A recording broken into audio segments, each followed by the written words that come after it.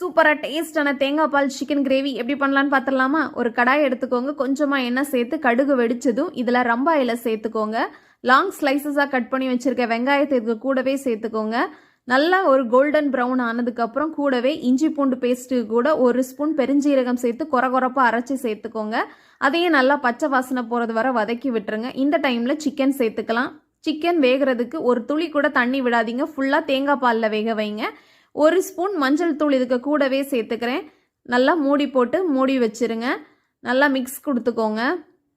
இதுக்கு கூடவே சைடில் ஒரு கடாயில் கொஞ்சமாக தேங்காய் விட்டு தேங்காவை இந்த மாதிரி குட்டி குட்டி பீசஸாக கட் பண்ணி உள்ளே சேர்த்துக்கிறேன்.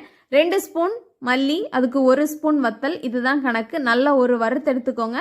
இந்த மசாலாவை நம்ம இதுக்குள்ளே சேர்த்துக்கிறோம். எந்த ஒரு சிக்கன் மசாலா எதுவுமே நீங்கள் சேர்க்க வேண்டாம். சூப்பராக டேஸ்ட்டாக காரசாரமான அசத்தலான ஒரு சிக்கன் கிரேவி ரெடி ஆயிரும். உப்பு சேர்த்துக்கோங்க, மல்லித்தலை தூவிக்கோங்க. இதோட ஃபுல் வீடியோ வேணும் அப்படின்னா டிஸ்கிரிப்ஷன் பாக்ஸில் லிங்க் இருக்குது, செக் பண்ணிக்கோங்க. சப்ஸ்கிரைப் பண்ணி